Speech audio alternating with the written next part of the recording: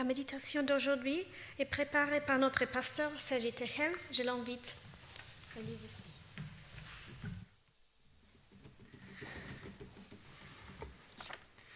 Bonjour à tous, c'est toujours un plaisir de pouvoir partager une réflexion avec vous, un moment de partage dans des circonstances qui ne sont pas celles dans lesquelles on est habitué, celles qu'on aime, mais on a l'opportunité de le faire et c'est toujours un élément pour lequel on peut se réjouir. C'est vrai qu'il n'y a pas de chant, c'est vrai qu'il y a plus de mesures qui ne sont pas très confortables, c'est vrai qu'on doit porter ses masques, c'est vrai qu'on doit garder des éléments qu'on aimerait bien s'en passer, mais nous pouvons le faire. C'est vrai aussi qu'il y a ces processus d'inscription et je vais m'arrêter juste un instant pour vous sensibiliser à cette réalité que je sais qu'elle peut être contraignante et qui n'est pas confortable. Mais j'aimerais juste vous rappeler que nous avons besoin de respecter, au-delà de ce qu'on peut comprendre que c'est logique ou pas logique, qu'on partage ou qu'on ne partage pas. Dans cette église, on va respecter ce que les autorités nous demandent. Et nous avons des contraintes réelles, une limite d'accès de 50 personnes. On vous demande, s'il vous plaît, le vendredi soir maximum, répondez, faites vos inscriptions, qu'on puisse voir si on doit faire 2 services ou 1. Aujourd'hui, je vais être reconnaissant pour les personnes qui ont cédé sa place, car on avait prévu un seul service et il y a des personnes qui ont cédé sa place à d'autres personnes qui sont inscrites à la dernière minute pour pouvoir être ici aujourd'hui. Et pour la prochaine fois, on aurait pu faire 2 services, ça aurait été parfait. Je sais que la situation elle peut être pas celle qu'on s'attend, mais ensemble, on pourrait y faire face et la vivre au mieux possible, tant qu'on peut continuer encore à se retrouver, car on discute avec quelques-uns d'entre vous aujourd'hui.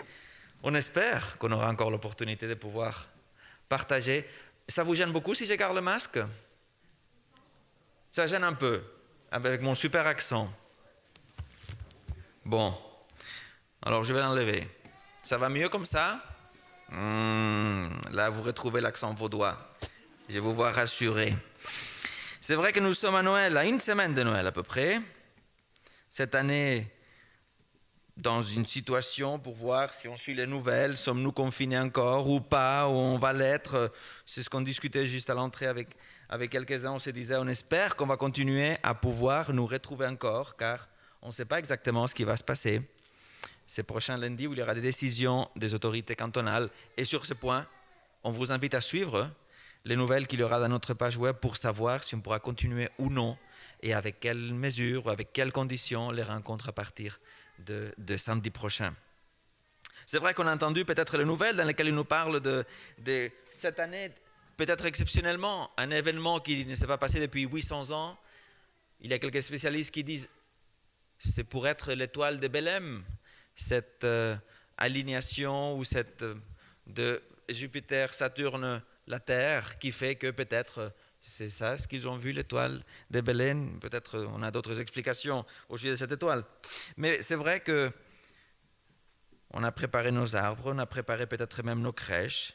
Merci beaucoup Anne-Sophie pour la décoration que tu nous fais toujours, qui est magnifique. C'est quelque chose de génial. Noël arrive avec ses dîners, ses décorations, la neige. Ouais, ça on pourrait s'en passer, mais bon, j'imagine qu'elle va arriver aussi dans quelques semaines.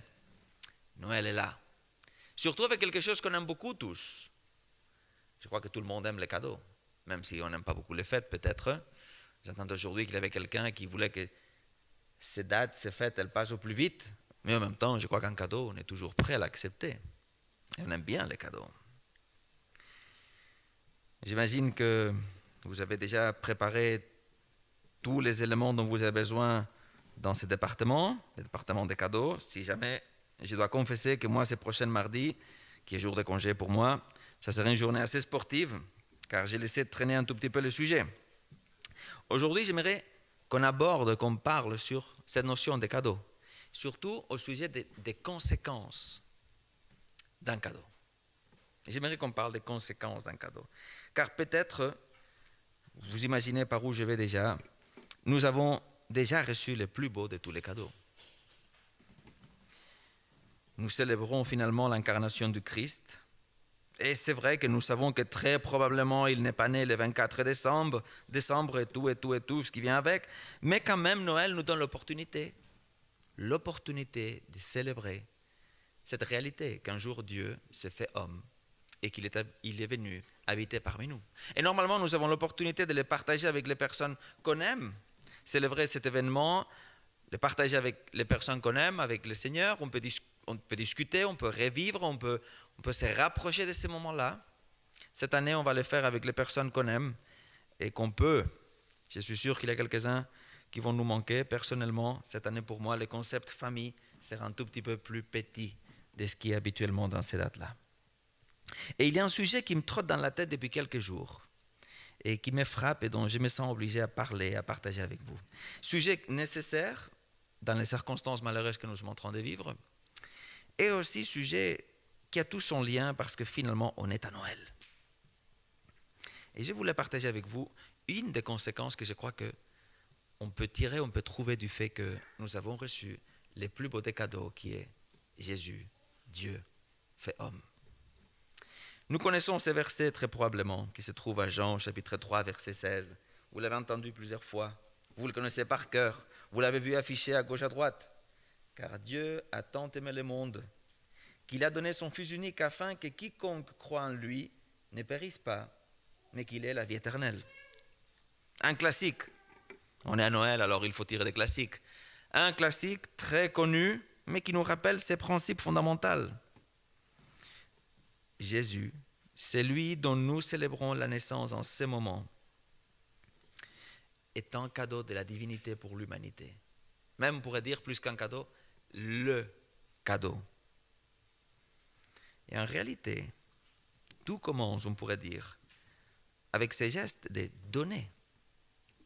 Si on prend le récit biblique, tout commence avec les gestes de donner. D'un Dieu qui donne la vie. D'un Dieu qui confie un monde à de nouvelles créatures, qui nous donne l'opportunité de prendre soin de ce monde de nous-mêmes. Et déjà depuis la création, face au défi de la chute, l'annonce est faite. On va recevoir un cadeau.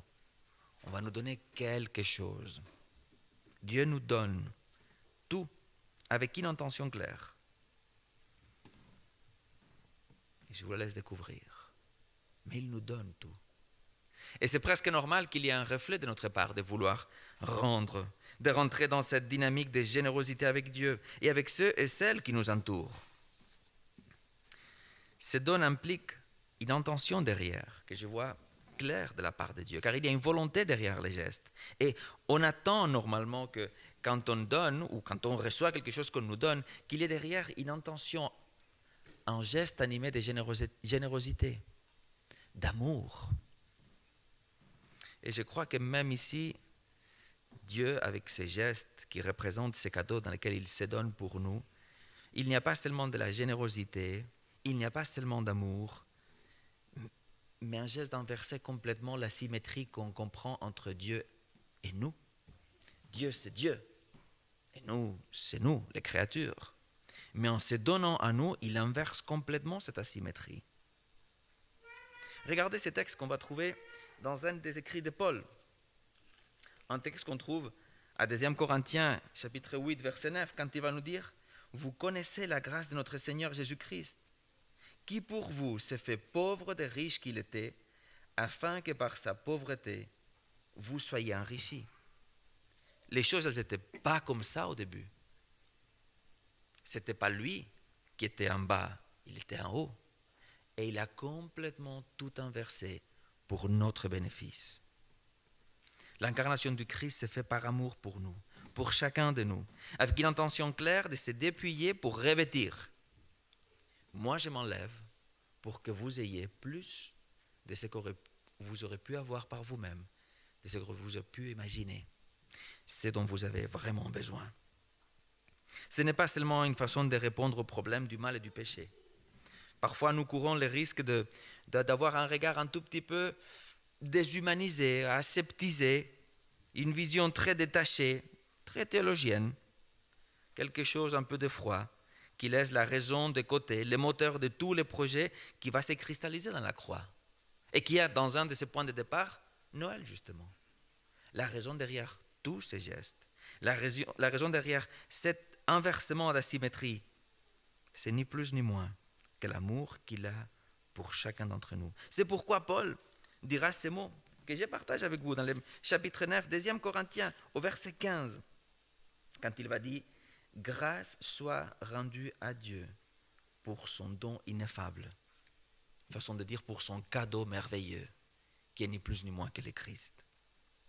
Jésus, celui de la crèche, celui des sages, celui qui va être amené en Égypte pour échapper à la folie d'Hérode, celui qui se perd dans les temples quand il est enfant, celui des baptêmes et des tentations, celui qui va appeler les disciples, celui qui va vivre et exercer un ministère de restauration de l'humanité dont le point culminant est la croix, celui qui est mort, qui est ressuscité, qui est monté aux cieux. C'est Jésus et notre plus grand cadeau. Et cette année, je vous souhaite que vous ayez beaucoup de cadeaux. Je ne sais pas comment vous faites chez vous, mais chacun a ses traditions. Nous, on cache les cadeaux le 24 et on les reçoit le 25. D'autres, ils le font le 24, ils se les partagent entre eux. Et j'espère que vous aurez des cadeaux qui vont vous permettre de remplir la bouche et les cœurs, vraiment, pour dire merci. Et en même temps, je ne peux pas m'empêcher de vous dire que les plus beaux des cadeaux, les plus exceptionnels des cadeaux, on l'a déjà reçu. Chacun d'entre nous, nous tous. Jésus s'est donné à cause de son amour pour chacun de nous. Et c'est là que nous avons le plus grand cadeau. Et aujourd'hui, je voulais parler de ces cadeaux. Je voulais partager avec vous un moment, non seulement parce que c'est Noël, mais aussi à cause du sens que ces cadeaux, un des sens que ces cadeaux peuvent avoir dans nos vies. Il y a un passage que je trouve extraordinaire, car je crois qu'il représente, qu'il incarne les noyaux d'être chrétien.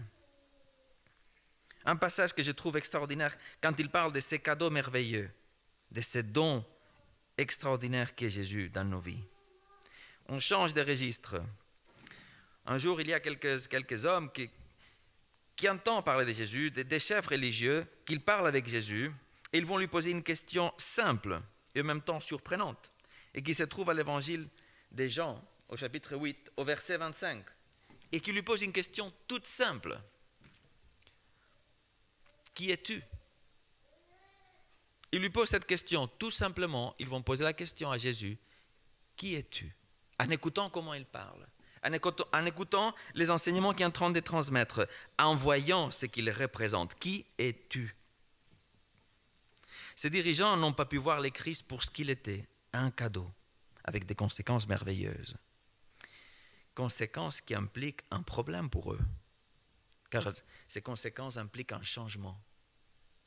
Un changement. Et ils semblent avoir une certaine difficulté à comprendre, car ils commencent à percevoir ce que le Christ représente pour le fonctionnement qu'ils avaient eu jusqu'à ce jour-là. Mais le Christ implique un changement, mais ils ne veulent pas changer. Même s'ils sont habitués, pour les raisons qu'on peut trouver, ils résistent au changement. Les choses avaient déjà changé avec Jésus et plus qu'elles allaient changer encore. Elles ne seraient plus comme elles avaient été jusqu'à ces jours-là. Et Jésus, comme on le sait nous tous, incarne un changement radical, définitif. Pas un changement capricieux, non, au contraire, un changement qui a tout son sens, profond, transversal, définitif, mais surtout pour le meilleur. Un changement qui fait laisser derrière les habitudes, les coutumes, les façons de faire du passé. Et c'est une des raisons par lesquelles je crois que c'est bon qu'on s'habitue, nous, en tant que chrétiens, au changement. Des fois, on résiste, on a des difficultés, surtout quand on change des choses qui ont à voir avec la façon dans laquelle on vit notre foi. Ça, c'est une des erreurs qu'on a commis traditionnellement l'humanité. C'est de cristalliser et fixer pour nous rassurer. Quand Dieu nous parle continuellement du changement, de l'adaptation, de la croissance. Dans la discussion qui va suivre après cette question, qui es-tu? Jésus va s'adresser aux Juifs qui ont cru en lui et qui le suivent à ce moment-là, et il va leur dire, dans le même chapitre 8 de l'évangile de Jean, versets 31 à 32, Jésus dit alors aux Juifs qui avaient cru en lui, « Si vous demeurez dans ma parole, vous êtes vraiment mes disciples. Vous connaîtrez la vérité et la vérité vous rendra libre. » Et comme je vous disais, je crois que dans ces textes, on trouve les noyaux de la foi. le cœur du christianisme, la racine sur laquelle se construit cette création extraordinaire qui est devenir chrétien. Ça, c'est la base de tout, à mon façon de voir. Et là-dedans, on trouve l'essence le plus extraordinaire que le don de Jésus peut signifier dans nos vies. Et c'est quelque chose dont aujourd'hui, c'est plus nécessaire que jamais, à mon avis, d'en discuter. 4 éléments ressortent de ces passages. 3 d'entre eux, conséquences du premier.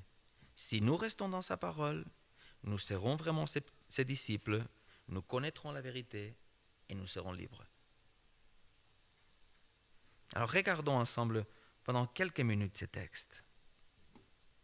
Probablement, vous avez déjà pu anticiper des éléments dans votre vie, vous les connaissiez déjà et vous avez appliqué déjà des éléments dans ces textes dans votre vie quotidienne. Et c'est un texte qui vous parle et que vous arrivez à articuler dans les quotidiens de votre vie, car ce n'est pas un texte obscur, difficile à saisir. Si on demeure dans sa parole, nous serons des vrais disciples, on connaîtra la vérité et on sera libre. C'est facile à comprendre. Ça vaut le coup qu'on s'arrête un instant. Si nous restons dans sa parole, continuer les enseignements qu'il nous a donnés, maintenir une relation étroite avec lui. Dans le chapitre 15 du même évangile, Jean va utiliser l'image que vous connaissez tous très bien, de la vigne, de comment on doit rester accroché à lui pour pouvoir profiter, demeurer en lui, comme sarment que nous sommes accrochés de la vigne. Entretenir, garder une relation intime et personnelle avec le Christ. Et je crois que c'est un appel qui n'est jamais de trop dans notre vie quotidienne. Vous tous, vous savez comment vous courez. Peu importe qu'on soit semi-confiné avec masque et distanciation sociale, vous travaillez comme des fous, vous courez à gauche à droite. Et si les jours avaient 32 heures, vous arriverez à les remplir tous les jours. C'est jamais de trop de nous rappeler comment c'est important dans notre vie.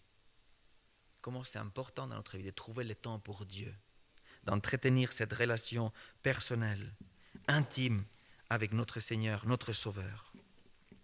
Dans ces fêtes, nous célébrons le fait que grâce à Jésus, nous ne dépendons de rien ni de personne pour rester dans sa parole et ses enseignements. Car c'est grâce à que Jésus est devenu homme. Et aujourd'hui, on célèbre qu'un jour il s'est incarné. Nous n'avons besoin de personne pour nous approcher de Dieu. Ni d'église, ni de représentants. C'est Jésus. Et par lui, nous sommes avec Dieu. Et on entretient cette relation avec Dieu. Si nous restons dans sa parole, nous serons ses vrais disciples. Le même évangile de Jean, dans le chapitre 13, il va lier étroitement le fait d'être des vrais disciples à quelque chose qui est devenu une décoration dans notre Église. Aimez-vous les uns les autres.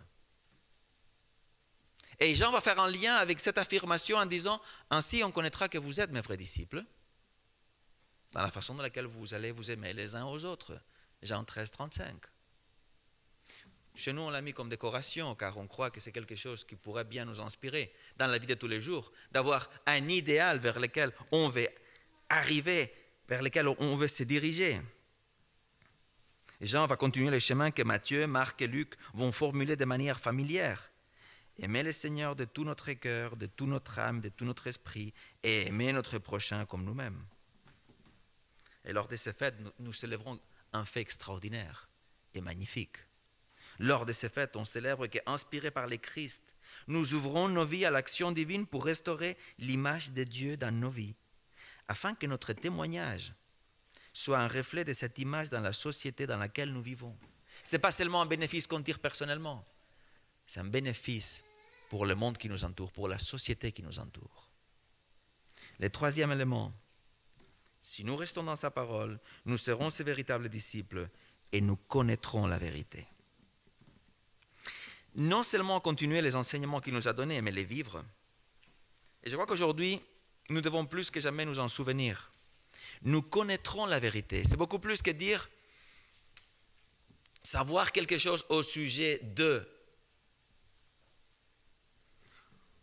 Ou c'est plus Être capable de réciter ce que nous avons appris au sujet d'eux. Ou même ce que nous sommes capables d'enseigner au sujet d'eux. Connaître la vérité, savoir la vérité, me dit que je suis comme lui. Vivre ce que je sais de Jésus, connaître la vérité, c'est ça. Ce n'est pas parler des vidéos que j'arrive à suivre sur YouTube. Toutes les prédications que je suis, les derniers éléments que je découvre, la dernière interprétation, c'est plus que ça. Ce n'est pas rester sur ce que j'ai appris assis dans les bancs de l'église. C'est être capable de sortir et de vivre pleinement ce que je sais, ce que j'apprends du Christ, le vivre avec ce qui m'entoure. C'est ça, connaître la vérité. Et ces fêtes actuellement nous permettent de célébrer le fait que Jésus était et est plus que le fait de savoir. Il est vivant. Et ce n'est pas par hasard pour moi que Jean, dans le chapitre 14 de son évangile, il va mettre en Jésus ces mots, il va reprendre cette affirmation du Christ quand il va dire « Je suis le chemin, la vérité et la vie ». Car la vérité, c'est une question à être vécue, à être marchée. La vérité, c'est une réalité dynamique, ouverte à l'action, vivante. Dieu lui-même fait homme, né à Bethléem, est une réalité vivante pour chacun d'entre nous, même aujourd'hui. Si nous restons dans sa parole, nous serons ses véritables disciples, nous connaîtrons la vérité et nous serons libres. Et je crois que cette année 2020 a donné un mot qu'on aime tous. Il y a pas mal de Français ici, je crois, dans la salle, ou des personnes qui ont un lien avec la République française très étroite. Et quand on parle de liberté, normalement, j'ai entendu pas mal de Français de dire « Ah, la liberté, c'est une question de la France. Liberté, égalité, fraternité. » Mais quand on parle de liberté ici, c'est quelque chose qui va au-delà de cette liberté. Cette liberté, elle va même au-delà de cette réalité qu'aujourd'hui nous manque un tout petit peu avec ces contraintes qui nous embêtent d'une certaine façon. On aimerait bien pouvoir remplir les bancs, les gens qui le veulent, mais il y a des contraintes. On n'est pas pleinement libre, même si on est libre. Ce n'est pas de cette liberté que je parle. Je parle d'une autre liberté. Il y a quelques semaines, chacun d'entre nous, on a ses rituels. Moi, les mardis, qui est mon jour de congé, comme je vous ai dit, j'ai mon rituel à moi. Quand je dépose les enfants à l'école, Esther, elle est partie travailler, et j'aime bien prendre ma tasse de thé et m'asseoir pour regarder des vidéos. Alors dites pas, Esther, qu'en plus du thé, je mets des cookies avec, car normalement, ça ne fait pas partie de l'équation. Mais de temps en temps, il y a des cookies qui tombent aussi à la casserole. Alors je m'installe, je me mets dans la table dans laquelle je travaille, j'allume mon ordi et j'aime beaucoup regarder les nouvelles. Et parmi les vidéos que j'aime voir, j'aime beaucoup regarder la CNN. Et il y a quelques semaines, tout d'un coup, il y a une vidéo qui m'interpelle. Pour moi, c'est une interview avec un pasteur du Tennessee. Et j'ai trouvé intéressant et j'ai cliqué, pasteur, CNN, on va voir de quoi il parle. Bam. Et je regarde la vidéo. C'est une vidéo de 5 minutes et demie que vous pouvez trouver facilement sur Internet. Si vous mettez CNN sur YouTube, CNN, Pastor Tennessee, vous allez y tomber tout de suite. Un pasteur qui discute sur la réalité de ce que nous sommes en train de vivre. Qui discute sur la réalité de sommes-nous vraiment face à une pandémie. Et qui n'est pas d'accord sur les besoins, non seulement de porter des masques, mais même de porter ou de prendre aucune mesure, ni de se faire vacciner, évidemment. Alors, j'étais en train de regarder cette vidéo, tranquillement, neutre. Neutre, sans plus de passion de me dire d'un côté, le mec, il a le droit de croire ce qu'il veut. D'un côté, je me dis, il a le droit d'avoir sa perspective, il a le droit d'avoir sa vision. Et d'un autre côté, je me disais, c'est vrai que quand on est pasteur, quand on prend la chair, on utilise un moyen de communication ouvert, nous sommes aussi responsables un tout petit peu de ce qu'on dit quand même. On prend la parole pour dire quelque chose, et si tu dis quelque chose, tu te fais responsable de ce que tu dis. J'étais entre ces deux éléments, mais je regardais tranquillement ce qu'il disait. Je voyais que la vidéo allait finir, et je me disais, dans ma tête, qu'est-ce que je vais voir après? Je n'ai pas fini mon thé, je suis là posé tranquillement, quand on arrive aux dernières secondes de l'interview.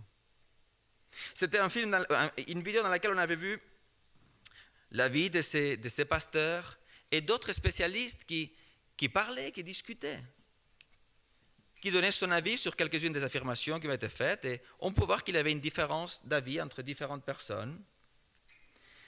Mais la fin du vidéo a été comme un électrochoc pour moi. À la fin, la personne qui lui fait l'interview lui pose la question: recommanderez-vous aux membres de votre communauté de suivre votre exemple et de ne pas se faire vacciner? La réponse qu'il a donnée m'a réveillé comme un coup de fouet. La réponse, elle était simple. Lui, il espérait tout simplement que les membres de sa congrégation, en laissant comprendre qu'ils ne doivent pas se vacciner, qu'ils utilisent sa tête et qu'ils fassent ce qu'il dit la Bible. J'ai remis en arrière la vidéo. J'ai dit: est-ce que j'ai bien compris ce qu'il vient de dire? Et oui, c'était ça. Et c'est là qu'il s'est produit le message d'aujourd'hui. Et c'est là que ce message a eu lieu. Si nous restons dans sa parole, nous serons vraiment ses disciples, nous connaîtrons la vérité et nous serons libres. Nous avons entendu beaucoup de choses depuis le début de l'année 2020. Beaucoup. Et je crois que, je vais en citer quelques-unes, mais je suis sûr que vous en avez entendu, lu, vu, plein de choses, plein d'explications. Qu'en réalité, ce virus a été fait pour les pharmaceutiques, pour faire encore plus de bénéfices de ce qu'elles font normalement. Comme si elles ne faisaient pas assez de bénéfices. Je me dis dans ma tête qu'elles avaient besoin d'un nouveau virus pour gagner plus d'argent, les pharmaceutiques. Mais on a entendu ça. On a entendu aussi qu'en réalité, ce que nous sommes en train de vivre ne répond ni plus ni moins que l'intention de Bill Gates pour introduire un microchip avec ses vaccins à l'intérieur de chaque personne et pouvoir contrôler les individus. Savoir ce qu'ils disent, savoir ce qu'ils parlent. Que tout ce que nous sommes en train de souffrir en réalité, ce n'est ni plus ni moins que les antennes 5G. Et que ces virus n'existent pas. Mais là, c'était nouveau. J'avais entendu beaucoup de choses, mais pour moi, c'était nouveau. On avait franchi un cap. Un pasteur, en suivant la réflexion de ce qu'il venait d'exprimer, venait nous dire que la Bible nous invitait à ne pas nous faire vacciner. Et moi, maintenant, je ne vais pas rentrer s'il ne faut pas se vacciner ou il faut se vacciner. Je ne rentre pas là-dedans. Mais je rentre sur une autre chose. Face à cet élément-là, je ne pouvais pas me taire, car c'est une des conséquences du don que Jésus représente pour chacun de nous. Et ce don était en conflit ou se mettait en suspens suite à ces insinuations. Et on pourra dire: Sergi, c'est une vidéo que tu as vue sur CNN. Youpa! Mais c'est une constante qu'on entend des fois, pas mal de fois, dans nos églises, dans les églises, dans la chrétienté, dans nos communautés. Une réflexion, je me suis dit, peut-être Noël, c'est l'opportunité pour se dire, pouvoir dire, arrêtez avec ça et passons la page. De tout ce que nous entendons, des théories et des conspirations, je ne vais pas rentrer là-dedans. Je ne suis pas en condition de nier, ni d'affirmer que c'est vrai. Mais il y a une constante qui se répète sans cesse avec tout ce qu'on entend des fois. Et il y a eu un article sur la RTS très intéressant à ce sujet. Quand on parle au sujet des théories des complots, chaque fois qu'il y a un élément qui dépasse l'humanité, chaque fois qu'il y a un élément qui nous met face à une situation difficile, ils apparaissent des théories de ce style-là. Chaque fois qu'on souffre, qu'on est traumatisé, qu'on sent qu'on nous fait du mal, qu'on n'arrive pas à comprendre, surtout quand les médias nous présentent des scientifiques et des politiques qui font le mieux qu'ils peuvent. Peut-être ils sont tout simplement incompétents, peut-être les événements sont tellement complexes qu'on n'arrive pas à donner à la vitesse qu'on souhaiterait des réponses qui satisfassent notre anxiété. On n'arrive pas à donner une réponse à la souffrance que nous sommes en train de vivre. Chaque fois que ça se passe, ils apparaissent ces conspirations, ces théories, qui fournissent une explication, pas nécessairement vraie, ni claire, ni authentique, ni sincère, ni réelle, ni juste, mais elles fournissent une explication, une réponse aux questions qui nous tourmentent. Probablement fausse, mais ils ont une vertu. Elles donnent une réponse simple et qui répond à tout. Pas de preuves, mais on donne une réponse. On trouve rapidement des coupables. Actuellement, c'est Bill Gates, Soros et bien d'autres. Et si ce n'est pas des personnes, c'est des institutions plus ou moins obscures qu'on n'arrive pas tellement à pointer, mais qu'on a toujours entendu parler.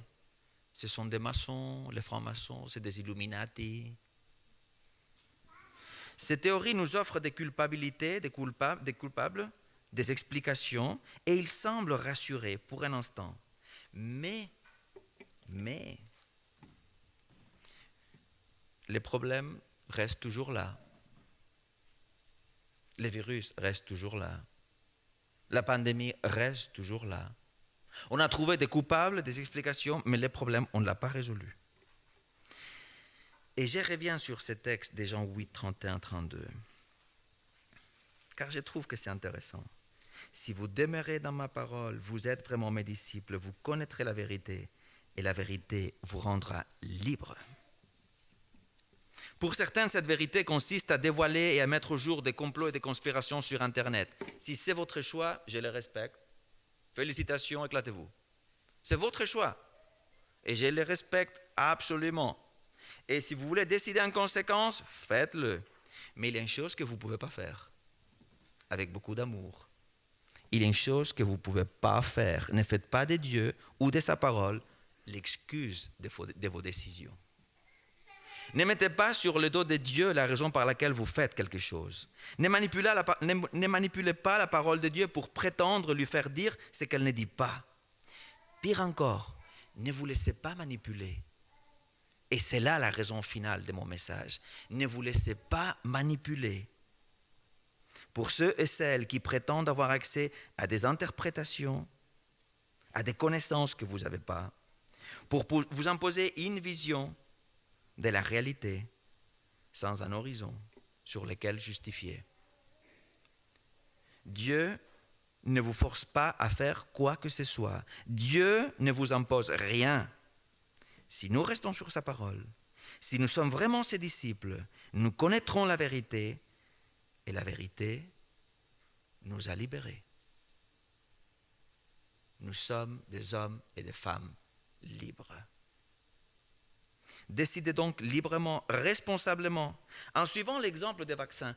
Nous avons tout à fait, en tant que citoyens, le droit de poser des questions. Si quelqu'un un jour vous dit, vas-tu te mettre, tu as tout à fait le droit de dire, écoute, c'est un vaccin qui s'est fait un peu vite, non? J'ai un peu de crainte, un peu d'inquiétude, je me pose des questions, des effets secondaires, je ne sais pas si c'est une bonne idée. On a le droit, en tant que citoyen, de se poser la question. Mais ne mettons pas sur le dos de Dieu pourquoi je fais ou je ne fais pas. Ne prétendons pas dire Dieu ne veut pas qu'on fasse ceci. Ou en faisant ceci, on va contre la volonté de Dieu, car il était prédit que ça allait arriver. Je crois personnellement que j'ai cette responsabilité en tant que citoyen de poser les questions là où il faut, quand il le faut, et je crois qu'on a tous le droit de le faire. Mais ne laissez pas qu'on utilise Dieu ni sa révélation comme excuse. Si vous voulez croire à des conspirations retrouvées dans un coin perdu d'Internet, faites-le. Si vous ne voulez pas le faire, ne le faites pas. Si vous voulez abandonner votre droit et votre responsabilité et la confier à d'autres, faites-le ou ne le faites pas. C'est votre choix. Mais Dieu nous invite à être libres. Noël nous parle de ça. Noël nous parle de ça, car dans cette fête, nous célébrons le fait que Jésus est Dieu fait homme. Dieu s'est fait homme avec tout ce que cela signifie, même aujourd'hui. On en voit un là derrière. On l'entend un là derrière. Petit, fragile, vulnérable. Il était comme ça, Dieu fait homme. Un bout de vie dépendant de ce qui l'entourait. Fragile et vulnérable, tellement vulnérable, qui a permis qu'il soit mis à mort. Dieu a fait l'homme libre, même pour le tuer. Et c'est brutal comme concept. Et c'est effrayant la responsabilité que ça pose sur nos épaules. Mais je dis merci, car tu nous fais confiance.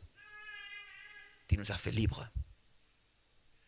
Tu as fait l'humanité libre, et on peut le voir pleinement, car on a eu le droit même de te mettre à mort. Quand on t'offre un cadeau, tu es contraint d'en offrir un autre en réponse? Tu n'as jamais vécu une relation de ce style-là dans laquelle, si on t'offre un cadeau, tu sens que tu es obligé à faire quelque chose? Ce n'est pas des relations très saines quand tu fonctionnes comme ça. Mais tu sais qu'avec Dieu, ce type de relation n'existe pas. Dieu t'a offert un cadeau, sans attendre rien en retour. Dieu veut l'homme libre, même de lui-même. Dieu n'est plus une excuse imposée. Avec Dieu, la relation, elle est saine. Il s'est donné pour nous. Tu sais ce qu'il attend en retour? Sois libre. Jouis de la liberté, de la vraie liberté. Celle qui existe au-delà des contraintes, des semi-confinements, du port de masques, de numéros limités pour accéder, la vraie liberté. Celle qui te permet de prendre ta vie entre tes mains et choisir par toi-même. Nous décidons par nous-mêmes. Et nous sommes des hommes et des femmes libres et responsables de nos décisions. On ne se cache pas derrière Dieu, même s'il est grand, plus grand. On ne se cache pas derrière lui. On sait qu'il nous a fait confiance. On prend notre vie entre nos mains. On prend les décisions qu'on doit prendre par nous-mêmes. Et on décide de les suivre si on le souhaite, parce qu'il ne nous a rien imposé. Ce fait me rappelle surtout que Jésus n'est pas venu pour imposer à moi rien. Il est venu pour respecter notre décision. Il ne nous impose rien. Il nous invite à tout. Et tout commence par cette réalité. Tenir sa parole, être ses disciples, connaître la vérité et être vraiment libre. Aujourd'hui, on pouvait parler de beaucoup de choses, mais je voulais me tenir à ça. C'est que Noël, c'est plus que des arbres, que des étoiles, que la neige. Que Noël, c'est plus que des soupers, se retrouver avec des amis et de la famille qui vont nous manquer dans ces dates, car malheureusement, on ne peut pas les voir. Noël, c'est beaucoup plus que des cadeaux. Noël, c'est beaucoup plus que les plus grands des cadeaux.